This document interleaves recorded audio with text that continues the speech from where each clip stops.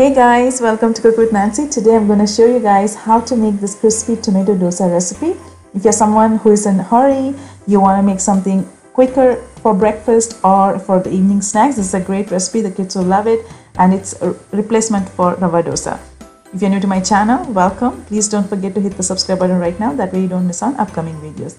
Let's get started with this beautiful recipe. I'm going to show you guys exactly how to make this crispy tomato dosa recipe. Here I have 1 cup of idli rice and 1 cup of raw rice that I soaked overnight, or you can soak it for just 3 hours and then wash it thoroughly and transfer this into a blender. Now to this we are going to add few more ingredients. Here I have large tomatoes that is roughly chopped and 1 stick curry leaves. Just make sure your tomatoes are nice and ripe. 1 inch ginger and 4 to 5 red dry chili. 1 tablespoon coriander seed, 1 tablespoon fennel seed. If you don't have fennel seed, go ahead and add the cumin seeds. Now to this I'm going to add water to just make into a batter. Go ahead and ground them until it has this texture. You want it to be nice and coarse. Ground them until it's 90% done.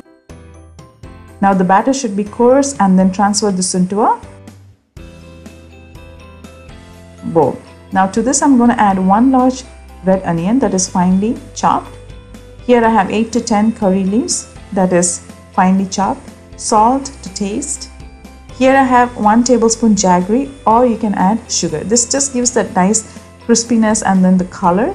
Now go ahead and mix them well, and meanwhile my tawa is preheating and I'm going to add water until it's nice and runny consistency, just like regular rava dosa that we would make. Now my tawa is nice and hot. I'm using onion because it's a cast iron. If you're using a regular non-stick, you don't have to do this. Now go ahead and add the batter generously. Just go ahead and spread it around. It doesn't have to be very uniform because it's going to be something different texture.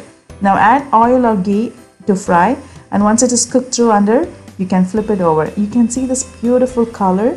And now I'm going to cook for another minute or so and then fold it, and you can serve this right away hot and with choice of chutney, or even as it is. You can add some vegetables to it if you prefer. You can play around with this recipe as you wish.